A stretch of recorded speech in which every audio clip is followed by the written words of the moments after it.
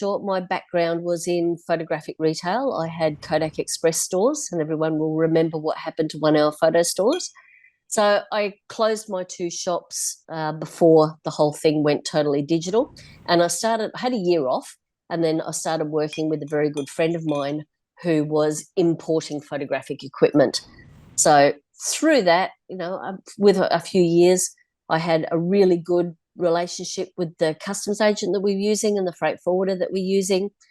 I was fairly comfortable with jumping on Alibaba even back in those days and finding new products to sell in retail outlets that we dealt with. And my husband's business, I knew a lot of the stuff that he was buying wholesale was all coming from China. And just on a whim one day, I thought, oh, I wonder if I can find some of his stuff and save us a fortune. And I did. And I did a deal with my boss at the time and said, okay, let's I can put some of my stuff in the container that you're bringing out as well. So he allowed me to do that, which was nice of him. And then yeah, so that ticked along for probably 12 months or so. I was just bringing in Michael's stuff. And then again, on a whim, I thought, oh, I wonder if this stuff would sell on eBay. Short story, it did. Long story, it's been great. So, and that's still my main product is the products that we still to this day use for Michael's business. I guess do it yourself and just kind of go in there and list products, or did you actually go for a course, or how did you go about that? No, there wasn't any courses really back then. There was a lady and gentleman whose name escapes me. They were down in the Gold Coast and they had a horrendously expensive course. I can't remember their name.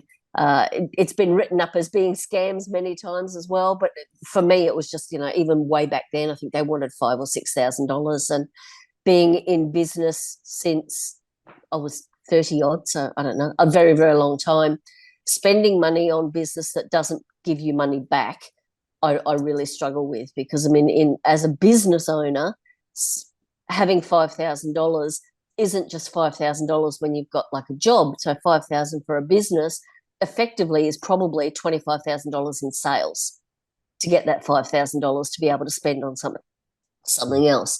So so it's a big ask. Yeah.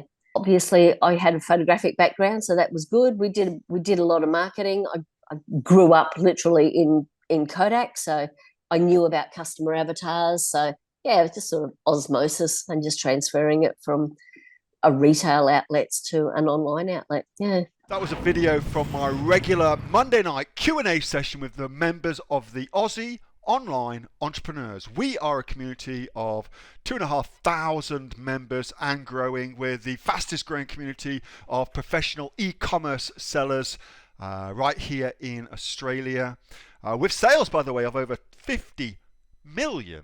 $50 million, holy crap. If you'd like to find out more about what we do and how we can help you build your own e-commerce business too, get off to www.aussieonlineentrepreneurs.com.au. The link for that is in the description. And thanks so much for watching. See you in the next video.